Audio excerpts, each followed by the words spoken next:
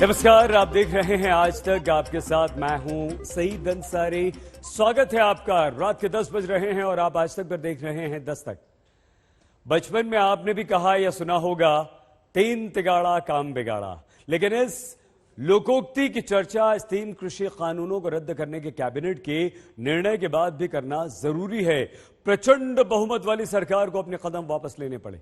आने वाले राज्यों में 3 राज्यों की 300 से ज्यादा सीटों के लिए इसे सरकार का मास्टर स्ट्रोक बताया जाने लगा। तो क्या वाकई ये मास्टर स्ट्रोक बन पाएगा सरकार के लिए, जबकि सरकार के 3 कदम पीछे हटने के बावजूद न तो आंदोलनकारी किसानों के कदम पीछे हटे हैं और न ही किसानों के मुद्दे पर होती राजनीति पीछे हटी। तो आज की पहली बड़ी दस्तक देती खबर इसी मुद्दे पर।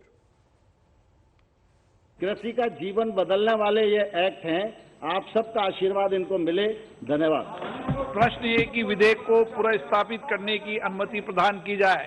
जो सदस्य इसके पक्ष में हाँ कहें, जो सदस्य विरोध में ना कहें। मेरे विचार में निर्णय हाँ वालों के पक्ष में हुआ।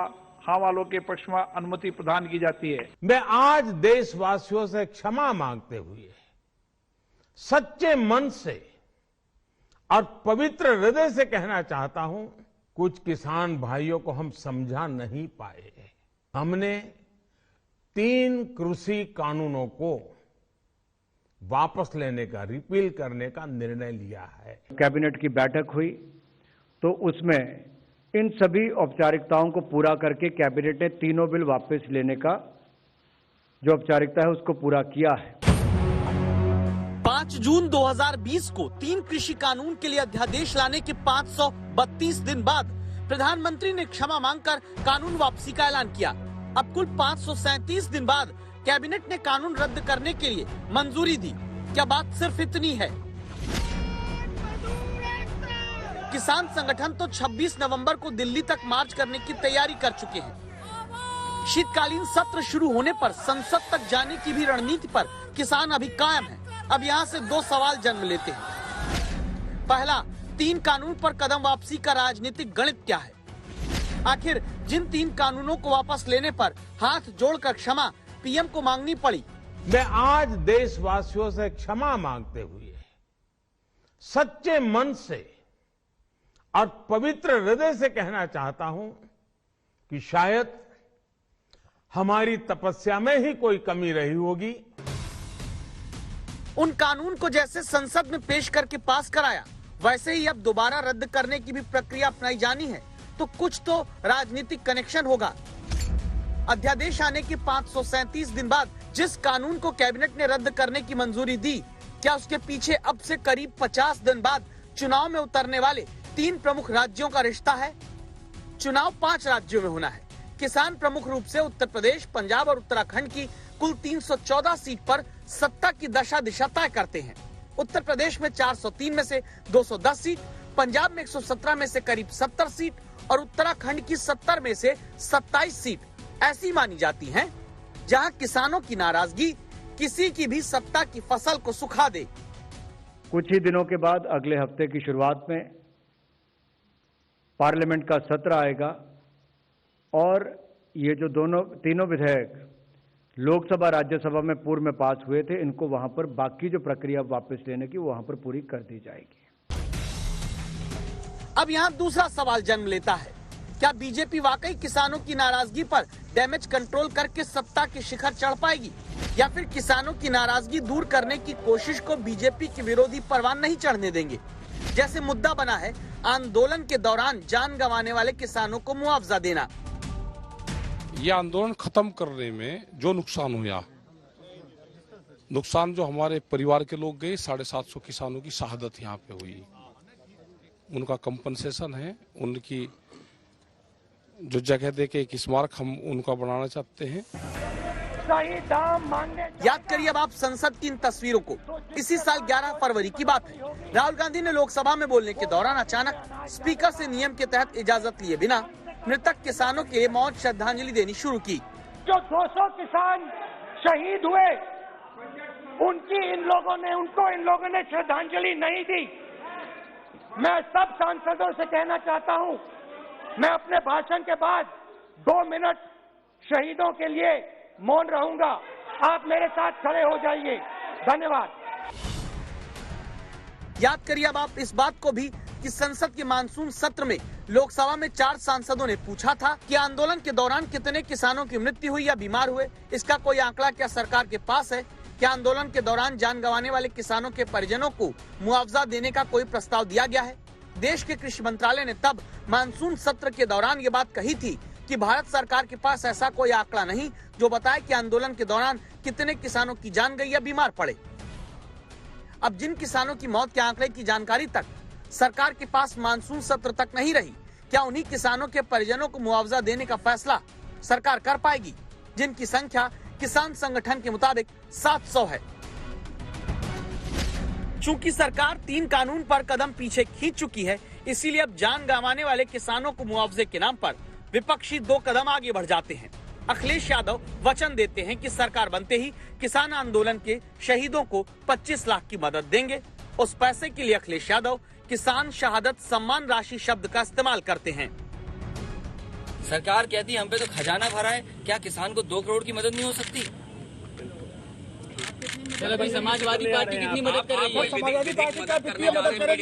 समाजवादी पार्टी का फैसला है, किसी भी तरीके से परिवार मदद चाहेगा तो मदद करेंगे। अगर पहले ये कर दिया था, ये ज्ञान उनको आ जाते तो हमारे 1 साल किसानों को इतना दिक्कत, इतना मुसीबत ना सामना करना पड़ती और 700 से 750 किसानों की जान गंवाने की जरूरत नहीं होती। यानी सरकार भले कृषि कानूनों को अब रद्द करने को पीछे हट रही हो ताकि 3 राज्य की 314 सीट का गणित न बिगड़े, लेकिन किसान संगठन और विपक्षी दल पीछे नहीं हटने वाले। चुनाव तक अभी यूं ही आगे पीछे की राजनीति होनी तय है। पॉलिमी साहा के साथ हिमांशु मिश्रा, दिल्ली आज तक। भाजपा को हराने के लिए एकमात्र सफल प्रयोग 1993 के चुनाव में उत्तर प्रदेश के भीतर मुलायम सिंह यादव और कांशीराम ने किया था। उस दौर की राजनीति में 2 और 2 4 हो जाते थे। समय बदला तो अब बीजेपी को हराने वाला 2 और 2 4 का फॉर्मूला फेल हो चुका है। उत्तर प्रदेश में इस बार बीजेपी मुक्त राजनीति के नाम पर अखिलेश यादव छोटे छोटे दलों को अपनी साइकिल पर बैठा रहे हैं। आइए इस गणित के पीछे का राजनीति शास्त्र समझते हैं। पश्चिमी उत्तर प्रदेश के लिए आरएलडी के जयंत चौधरी का साथ, पूर्वी यूपी के लिए सुहेल देव भारतीय समाज पार्टी के ओम प्रकाश राजभर, कुशवाहा शाक्य मौर्य वोट के लिए महान दल से गठबंधन, कुर्मी वोट के लिए अपना दल कमेरावादी की कृष्णा पटेल से गठबंधन। हमारी बातचीत हुई है, हम लोग संयुक्त मंच साझा करेंगे और हम लोग चुनाव भी संयुक्त लड़ेंगे। आम आदमी पार्टी के साथ भी गठबंधन की चर्चा शुरू। साइकिल की गद्दी पर अखिलेश है। साइकिल पर यूं तो सिर्फ आगे डंडे पर एक और पीछे कैरियर पर एक व्यक्ति बैठाया जाता रहा। सियासत में लखनऊ की गद्दी के लिए अखिलेश की साइकिल पर छोटे छोटे कई दल सवार हो चुके हैं, जिनका मकसद सिर्फ एक है, बीजेपी को हराना। हम बिना सीट का समर्थन किए हैं। कोई सीट की शर्त नहीं। हमको सीट का कोई शर्त नहीं है। हमारा शर्त बस इतना है कि भारतीय जनता पार्टी को सत्ता से बेदखल करना है, भारतीय संविधान को बचाना है और पिछड़े दलित के आरक्षण को बचाना है। उत्तर प्रदेश को भारतीय जनता पार्टी के कुशासन से मुक्त कराना है। प्राथमिकता यह है कि उत्तर प्रदेश से भारतीय जनता पार्टी का शासन, आदित्यनाथ जी का कुशासन, इस शासन को हटाना है। 2017 में उत्तर प्रदेश के लड़के बनकर अखिलेश यादव और राहुल गांधी मिलकर घूमे, चुनाव लड़े, पुराने गिले शिकवे भुलाकर गठबंधन किया। लेकिन बीजेपी को हराने के लिए 2 और 2 4 का जो फॉर्मूला 90 के दशक में मुलायम सिंह और काशीराम ने मिलकर आजमाया, वही 2 और 2 4 बीजेपी को हराने के लिए अब संभव नहीं हो पाता। यही कारण है अखिलेश यादव 22 में बाइसिकल पर हैवी वेट नहीं, लाइट वेट साथी बैठाकर चलना चाहते हैं। बात बहुत आगे बढ़ी है, बहुत जल्दी और दलों को साथ लाने का काम करेंगे। संजय चौहान जी बैठे हैं, इनका भी दल हमारे साथ है। विकल्प के रूप में हम सब दिखाई दे रहे हैं। ये पीला रंग, लाल रंग, सफेद और नीला, अभी आपने एक और नीला रंग देखा, हरा रंग, सब मिल गए, एक साथ हो गए हैं। पश्चिम से पूर्व तक की किलेबंदी के लिए बड़े काम के छोटे दल को अखिलेश मानते हैं। जयंत चौधरी के साथ बदलाव की ओर लिखकर यही तस्वीर ट्वीट की। बढ़ते कदम लिखकर तस्वीर जयंत चौधरी भी ट्वीट करते हैं। दावा है जयंत चौधरी की पार्टी को 36 सीट देने पर बात बनी, आखिरी राउंड की बातचीत बाकी है। पश्चिम में 136 सीटें अखिलेश आरएलडी के साथ मिलकर जीतना चाहते हैं। पश्चिम यूपी में जाट 20% है, मुस्लिम 30% से ज्यादा। किसान आंदोलन के बीच इसी समीकरण के दम पर समाजवादी पार्टी बड़ी जीत पश्चिम हिस्से से हासिल करना चाहती है। जब समाजवादी पार्टी के राष्ट्रीय अध्यक्ष जी के साथ राजभर जी आते हैं तो बीजेपी बौखला जाती है। कल जब राष्ट्रीय लोकदल के राष्ट्रीय अध्यक्ष माननीय जयंत चौधरी जी माननीय अखिलेश यादव जी से मुलाकात करते हैं और संकेत देते हैं कि साथ साथ आगे बढ़ेंगे, तब भारतीय जनता पार्टी पहले बौखलाई थी, अब पगला गई है। पहले भी ये लोग इकट्ठा हो चुके, कोई नई बात नहीं है। कांग्रेस, सपा, बसपा, आरएलडी ये सब इकट्ठा हो चुके हैं। लेकिन हमारी लड़ाई जो है भारतीय जनता पार्टी की, वो 50+1 की लड़ाई है। हम 50% से अधिक समर्थन जुटाने के लिए हमारी पार्टी मेहनत कर रही है। पूर्वांचल में ओम प्रकाश राजभर की पार्टी के साथ गठबंधन करके अखिलेश सत्ता की चांदी का मुकुट पहनना चाहते हैं। अब तो जनता मन बना ली है, कह रही है कि जब तक भाजपा की विदाई नहीं तब तक कोई ढिलाई नहीं। बलिया, मऊ, गाजीपुर, बनारस, आजमगढ़ और चंदौली जिले के राजभर समुदाय के बीच ओम प्रकाश राजभर की मजबूत पकड़ मानी जाती है। यूपी में राजभर समुदाय भले 3% के बीच है। पूर्वांचल में समाज के मतदाताओं की संख्या 12 से 22% तक। पूर्वांचल की 4 दर्जन सीट पर किसी भी दल का खेल बनाने और बिगाड़ने की ताकत राजभर वोट रखता है। 2017 में ओम प्रकाश राजभर बीजेपी के साथ थे, तब 22 सीटों पर कहते हैं बीजेपी की जीत का कारण राजभर वोट थे। 2017 में बीजेपी की जीत की एक वजह छोटे छोटे दलों के जातिगत आधार पर सेट मतदाता भी रहे। क्या 2022 में उसी फॉर्मूले पर अखिलेश यादव कदम बढ़ा चुके हैं? अभिषेक मिश्रा के साथ कुमार अभिषेक, लखनऊ आज तक। प्रसिद्ध कवि अदम गोंडवी ने लिखा था कि एक जनसेवक को दुनिया में अदम क्या चाहिए? 4-6 चमचे रहे, माइक रहे, माला रहे। उसी माइक के मारे अब कांग्रेस के नेता बेचारे बन रहे हैं। वही माइक जब बिना जानकारी के ऑन रह जाए तो बड़े विवाद वायरल कर देता है। कर्नाटक में माइक खुला रहा तो कैसे कांग्रेस के बड़े नेता वायरल हो गए, इस रिपोर्ट में जानिए। और महापुरुषों को राजनीति के हिसाब से इस्तेमाल करने वालों पर दीजिए दस्तक। एक माइक और बड़ा विवाद। कर्नाटक कांग्रेस के इस वायरल वीडियो पर खूब चर्चा हो रही है। पूरी कहानी जानने से पहले नोट कर लीजिए, ये वीडियो दावा 31 अक्टूबर का है, जब पूर्व प्रधानमंत्री इंदिरा गांधी की पुण्यतिथि होती है। इसी दिन देश के पहले गृह मंत्री सरदार वल्लभ भाई पटेल की जयंती भी होती है। वीडियो में पीछे इंदिरा गांधी की तस्वीर नजर आती है। आगे कर्नाटक के पूर्व मुख्यमंत्री सिद्धारमैया, प्रदेश अध्यक्ष DK शिवकुमार के साथ कई नेता बैठे दिखते हैं। सामने रखा हुआ माइक ऑन है। तभी सिद्धारमैया DK शिवकुमार से इस बात की चर्चा करते सुनाई पड़ते हैं कि यहाँ सरदार पटेल की तस्वीर क्यों नहीं। ವಲ್ಲಭಾಯಿ ಪಟೇಲ್ ಇವತ್ತು ಜನ್ಮದಿನ ಸರ್, ಇದು ದಿವಸ ಅದು ಜನ್ಮ ಎರಡು ಫೋಟೋ ಆಗೋಗಿತ್ತಲ್ಲ, ಇದು ಇವತ್ತು ಇದೆ, ಇದು ದಿವಸ ಅದು ಜನ್ಮದಿನ, ಯಾವತ್ತು ಫೋಟೋ ಇಡಲ್ಲ ನಾವು. ಬಟ್ ಏನಾಗುತ್ತೆ ಬಿಜೆಪಿ ಅವರು ಟೇಕ್ ಅಡ್ವಾಂಟೇಜ್ ಆಫ್ ಇಟ್. ನಾವು ನೋಡಿದೆವು, ನಮ್ಮಲ್ಲಿ ಹಂಗೆ ಮಾಡ್ತೀವಿ, ನಮ್ಮಲ್ಲಿ ಯಾವತ್ತೂ ಇಟ್ಟಿಲ್ಲ ಅದಕ್ಕೆ. सरदार पटेल की तस्वीर न होने पर बीजेपी फायदा उठा लेगी, इस डर के बीच कांग्रेस के कार्यक्रम में दावा है बाद में सरदार पटेल की तस्वीर को शामिल किया गया। ವಲ್ಲಭಾಯಿ ಪಟೇಲ್ ಇವತ್ತು ಜನ್ಮದಿನ ಸರ್, ಇದು ದಿವಸ ಅದು ಜನ್ಮ ಎರಡು ಫೋಟೋ ಆಗೋಗಿತ್ತಲ್ಲ, ಇದು ಇವತ್ತು ಇದೆ, ಇದು ದಿವಸ ಅದು ಜನ್ಮದಿನ, ಯಾವತ್ತು ಫೋಟೋ ಇಡಲ್ಲ ನಾವು. कांग्रेस पर पहले से गांधी परिवार के लिए दूसरे महापुरुषों की अनदेखी का आरोप बीजेपी लगाती आई है। इस वीडियो के वायरल होने के बाद दोबारा दोनों दल एक दूसरे पर महापुरुषों के अपमान की राजनीति करने लगे। उनके ओपन माइक से ये भी पता चल गया है देश को कि वो सरदार वल्लभ भाई जैसे बड़े अपने फाउंडिंग फादर और बड़े नेता के बारे में क्या सोचते हैं। एक हाथ में प्रियंका जी कहते हैं सरदार वल्लभ भाई पटेल के बारे में, और उनके दूसरे असलियत हमें पता चलता है जैसे डीके शिव कुमार जी और सिद्धरामैया जी की बात से। We are not afraid of BJP. I told the President today it is a birthday of Mr. late Sardar Vallabhbhai Patel. Put the photo of Mr. Vallabhbhai Patel also.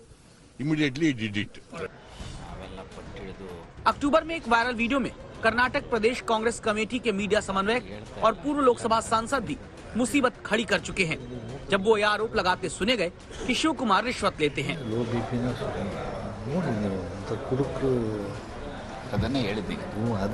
खुले माइक के चक्कर में कर्नाटक में कांग्रेस बार बार नए विवादों की आवाज सबको सुनवा रही है। नागार्जुन, बेंगलुरु, आज तक। कोरोना काल में अपनी जान की बाजी लगाकर इलाज करने वाले डॉक्टर्स को देवदूत कहा गया, लेकिन इन्हीं देवदूतों को देश की राजधानी दिल्ली में ही सैलरी तक के लिए तरसा दिया जा रहा है। डॉक्टर्स को हड़ताल पर जाना पड़ रहा है। डॉक्टर सड़क पर प्रदर्शन करने को लाचार और मजबूर हो रहे हैं, क्योंकि फंड पर राजनीति हर साल की तरह इस बार भी दिल्ली में हो रही है। और इसीलिए जरूरी है कि आप डॉक्टर्स के अधिकार की दस्तक देने वाली रिपोर्ट देखिए और अपनी दस्तक डॉक्टर्स के पक्ष में दीजिए।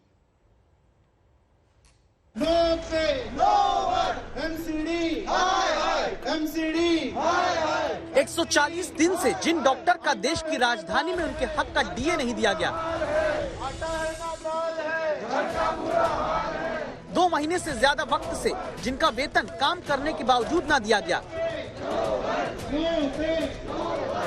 आम आदमी की जान बचाने वाले वो डॉक्टर एक बार फिर दिल्ली में हड़ताल के लिए मजबूर हुए। ये समस्या दिल्ली में बीजेपी शासित एमसीडी के अधीन आने वाले हिंदू राव अस्पताल की है।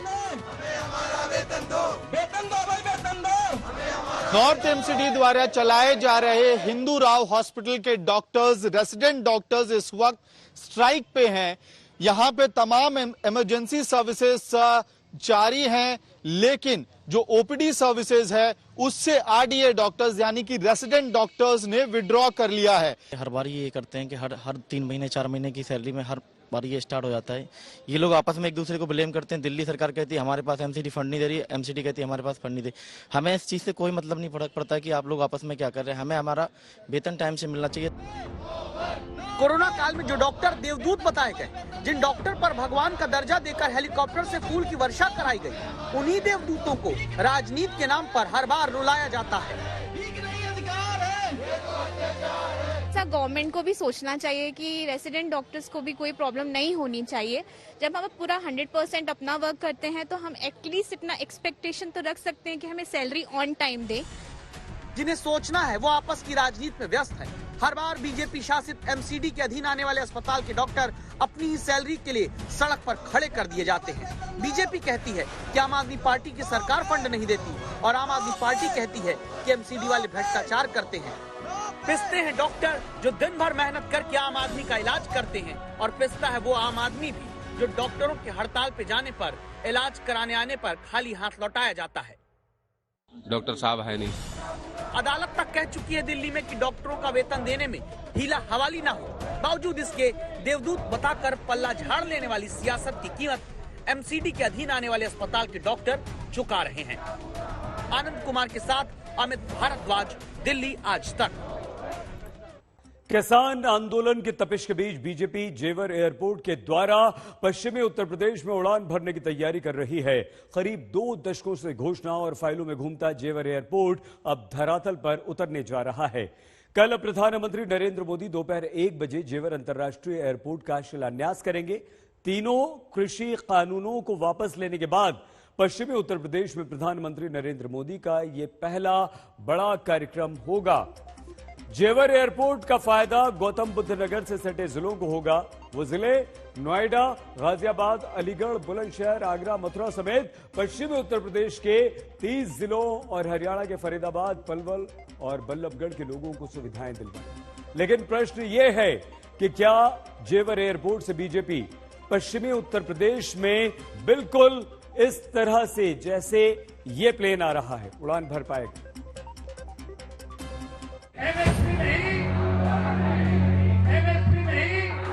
इतने बेवकूफ नहीं होगा किसान, यूं सब जाने लेके जाएंगे जो पर्चा आज मिल जाएगा भाई। 20 ट्रैक्टर जाएंगे यहाँ से, 500 लोग जाएंगे। बॉर्डर से खुले हैं, बात हुई है दिल्ली पुलिस से परमिशन? नहीं, परमिशन की कहाँ जरूरत है, जब रास्ते खुल रहे हैं। क्या दिल्ली में कोई जा रहा परमिशन लेता है?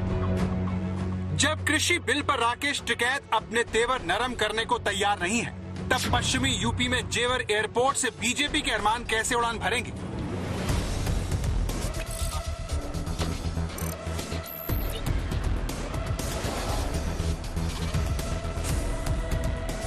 आज उत्तर प्रदेश डबल इंजन सरकार के डबल लाभ का बहुत बड़ा उदाहरण है कि जिस यूपी को देश के विकास में एक रुकावट के रूप में देखा जाता था, वही यूपी आज देश के बड़े अभियानों का नेतृत्व कर रहा है। जब यूपी में बीजेपी को हराने के लिए अखिलेश छोटे दलों का साथ ले रहे हैं, समाजवादी पार्टी के राष्ट्रीय अध्यक्ष आदरणीय अखिलेश यादव जी लगातार इस प्रयास में हैं कि उत्तर प्रदेश में जो छोटे दल हैं, जो डॉक्टर लोहिया, डॉक्टर अम्बेडकर की विचारधारा को आगे ले जाना चाहते हैं, जो किसानों की लड़ाई लड़ रहे हैं, कमजोर, पिछड़े, दलित, बेरोजगारों की आवाज उठा रहे हैं, वो सब लोग एक मंच पे आए और उत्तर प्रदेश से भारतीय जनता पार्टी का सफाया करें। उत्तर प्रदेश को भारतीय जनता पार्टी के कुशासन से मुक्त कराना है। एक ऐसा शासन जहां पे छोटी छोटी बच्चियों के साथ बलात्कार की घटनाएं हुई, एक ऐसा शासन जहां पर किसानों को कुचला गया, एक ऐसा शासन जहां पर बेरोजगारों को लाठियां मिली और मुकदमे मिले। इस शासन से उत्तर प्रदेश को मुक्त कराने के लिए कुछ कॉमन एजेंडा पे रणनीतिक चर्चा हुई है अखिलेश यादव जी के साथ और इस दिशा में बात आगे बढ़ी है। अच्छा, वैसे अब साथ आएंगे कि नहीं? बहुत देर हो गई। बहुत देर हम देखिए, हमारा प्रयास है जो लोग बीजेपी को शिकस्त देना चाहते हैं वो 100 सीट का सपना ना देखें, वो 10 सीट लड़ें। 100 सीट कौन देगा इस धरती पर? तो हमारा प्रयास है कि जो लोग बीजेपी को हराना चाहते हैं, जो उनकी हैसियत है, हम ओम प्रकाश राजभर के पास राजभर 2% ना। तब कृषि कानून की वापसी के बाद पश्चिमी यूपी में बीजेपी की जीत का रनवे कैसे बनेगा जेवर एयरपोर्ट?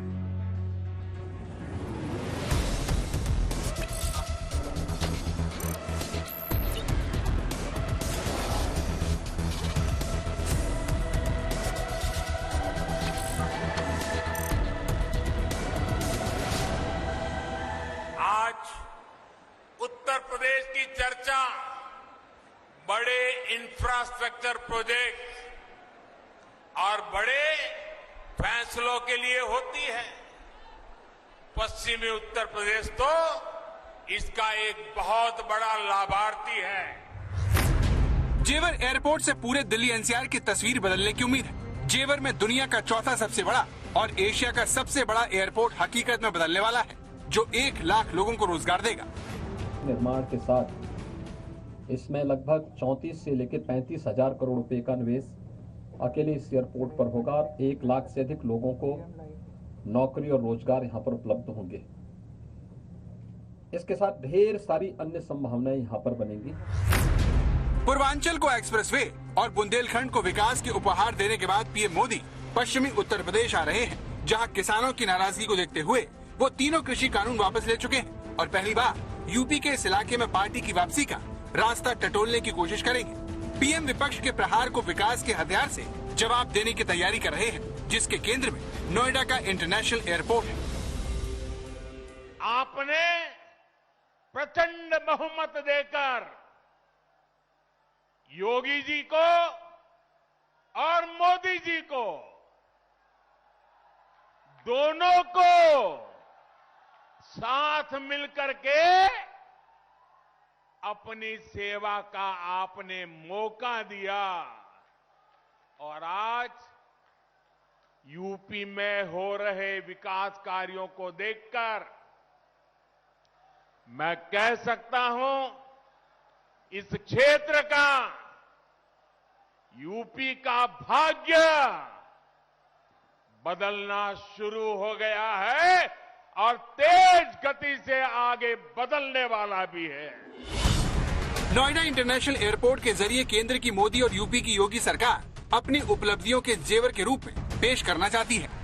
इसके शिलान्यास के लिए पीएम मोदी गुरुवार सुबह 11:20 पर हेलीकॉप्टर से जेवर में बने विशेष हेलीपैड के लिए रवाना होंगे। दोपहर 1 बजे के करीब नोएडा इंटरनेशनल एयरपोर्ट के भूमि पूजन और शिलान्यास का कार्यक्रम शुरू होगा। इसके बाद पीएम मोदी रैली के जरिए बीजेपी का चुनावी अभियान शुरू करेंगे। बीजेपी इसे पश्चिमी उत्तर प्रदेश में अपनी सबसे बड़ी रैली बता रही है, जिसमें 2.5 लाख से अधिक लोगों के शामिल होने की उम्मीद है। जेवर एयरपोर्ट का शिलान्यास प्रधानमंत्री नरेंद्र मोदी स्वयं करेंगे और उत्तर प्रदेश सरकार का कहना है कि ये विशाल एयरपोर्ट आसपास के इलाकों को बहुत मदद करेगा। अगर नोएडा की बात करें तो नोएडा को अपैरल सिटी, कपड़ों की सिटी कहा जाता है और यहाँ जितने भी बिजनेसमैन हैं उन सब का कहना है कि एक बार जेवर एयरपोर्ट चालू हो जाएगा तो यहाँ बिजनेस को काफी बड़ा बूस्ट मिलेगा। आसपास के इलाकों की अगर बात करें, हापुड़, नोएडा, ग्रेटर नोएडा, अलीगढ़, इन सब क्षेत्रों से जेवर एयरपोर्ट जब यहाँ से चालू हो जाएगा तो इन सब क्षेत्रों को एक काफी ज्यादा सुविधाएं मिलने लग जाएंगी। कार्गो की भी अगर बात करी जाए तो यूपी सरकार का कहना है कि कार्गो और जितनी भी चीजें एयरपोर्ट के साथ होंगी उसमें यहाँ पे लगभग 1 लाख नौजवानों को नौकरियां मिलेंगी पहले फेज के अंदर और 1 करोड़ यात्री इस एयरपोर्ट का इस्तेमाल किया करेंगे। कृषि कानूनों की वापसी के बाद बीजेपी लगातार पश्चिमी यूपी के किसानों को साधने में जुटी है। जेवर में भी किसानों का दबदबा है और यहाँ के किसानों ने भी कृषि कानूनों के खिलाफ विरोध किया था। इसके अलावा यहाँ बीजेपी की चुनौती नाराज गुर्जर वोटरों को मनाने की भी है, जो दादरी में राजा मिहिर भोज की प्रतिमा के अनावरण के बाद से ही बीजेपी से खफा चल रहे हैं। ये विवाद दादरी कॉलेज में 9वीं शताब्दी के शासक सम्राट मिहिर भोज की प्रतिमा के अनावरण से शुरू हुआ था। गुर्जर समाज की आपत्ति प्रतिमा से गुर्जर शब्द हटाए जाने को लेकर है। गुर्जर समाज का आरोप है कि मिहिर भोज गुर्जर राजा थे, लेकिन बीजेपी उन्हें राजपूत राजा के तौर पर पेश कर रही है। नोएडा में गुर्जरों की आबादी 5 लाख के आसपास बताई जाती है, जो बीजेपी का पारंपरिक वोटर माने जाते हैं। जिस तरह समाजवादी पार्टी के गद्दावर नेता नरेंद्र भाटी ने समाजवादी पार्टी छोड़कर बीजेपी का दामन थामा है, उसे गुर्जरों को साधने की कोशिश माना जा रहा है। इस तरह बीजेपी पश्चिमी यूपी में अपनी पैठ बरकरार रखने के लिए हर संभव कोशिश कर रही है, जिसमें जेवर में बन रहा ये इंटरनेशनल एयरपोर्ट सबसे अहम है। जेवर से ऐश्वर्या पालीवाल के साथ आज तक ब्यूरो। जेवर एयरपोर्ट से 1 महीने पहले प्रधानमंत्री नरेंद्र मोदी ने कुशीनगर में एयरपोर्ट का लोकार्पण किया था। देश के नागरिक उड्डयन मंत्री ज्योतिरादित्य सिंधिया ने आज तक से बातचीत में कहा है कि उत्तर प्रदेश हवाई यातायात की राजधानी बनने वाला है। बहुत जल्द अकेले उत्तर प्रदेश में 17 एयरपोर्ट होंगे।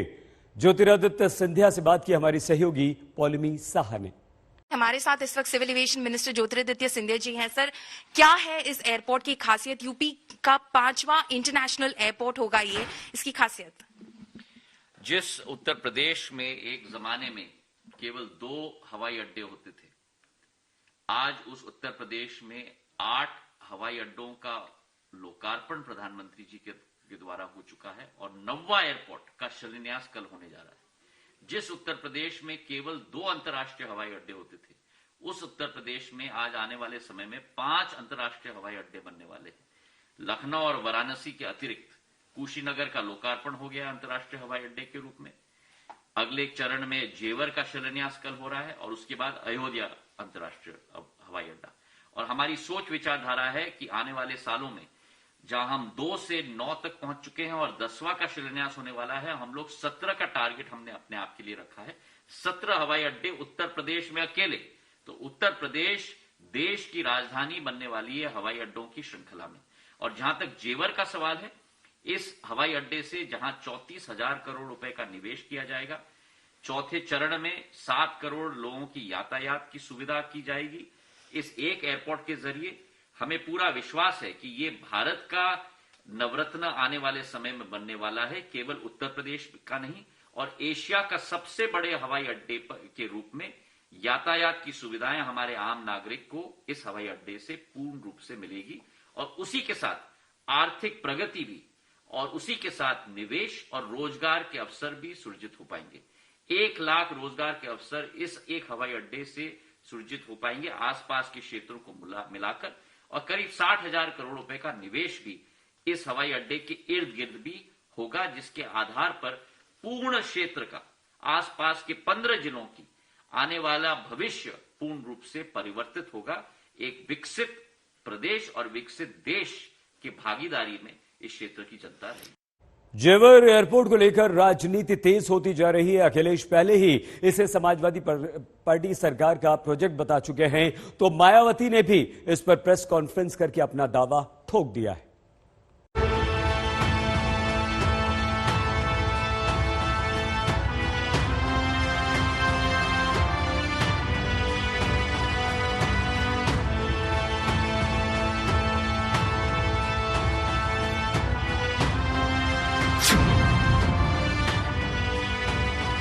जेवर एयरपोर्ट का भले ही अभी शिलान्यास ही हो रहा हो, लेकिन उसका श्रेय लेने की होड़ मच गई है। पूर्वांचल एक्सप्रेसवे को समाजवादी पार्टी सरकार का प्रोजेक्ट बताने के बाद अखिलेश ने जेवर एयरपोर्ट का क्रेडिट लेते हुए कहा कि उनकी सरकार ने जेवर एयरपोर्ट पर काम शुरू किया था। अखिलेश के इस दावे पर योगी आदित्यनाथ की तरफ से कड़ी प्रतिक्रिया आई और उन्होंने अखिलेश को अक्ल से पैदल तक करार दे दिया। इस एयरपोर्ट के शिलान्यास और शुभारंभ कार्यक्रम की याद आप सबको रहे, क्योंकि नहीं तो उत्तर प्रदेश में अब एक समस्या ये भी आई है कि अकल से पैदल कुछ लोग ऐसे हो चुके हैं जो लोग किसी भी प्रोजेक्ट के साथ जब लोकार्पण की बात आती है तो कहते साहब हमने भी सोचा था इसको करने के लिए। तो मुझे लगता है कि उनकी सोच को बताने की आवश्यकता है कि कब शिलान्यास हुआ है और कब कार्य हुए हैं, कार्य की प्रोग्रेस क्या थी और कार्य के प्रोजेक्ट को समयबद्ध ढंग से आगे बढ़ा करके कब सरकार ने इसे पूरा किया है। बीजेपी की तरफ से ऐसा ही हमला यूपी सरकार के मंत्री सिद्धार्थनाथ सिंह ने भी किया और उन्होंने अखिलेश को क्रेडिट चोर तक बता दिया। वहीं बीजेपी अध्यक्ष स्वतंत्र देव सिंह ने ट्वीट कर लिखा, अखिलेश जी 2014 में पूरी तरह से खाली होने के बाद आप अपने विदेशी सैर सपाटे के लिए नोएडा इंटरनेशनल एयरपोर्ट से फ्लाइट ले सकेंगे, हार्दिक बधाई। श्रेय को लेकर मची इस नोकझोंक में मायावती ने भी एंट्री ली और अपनी सरकार के कामों को गिनाते हुए एक पूरी बुकलेट जारी कर दी।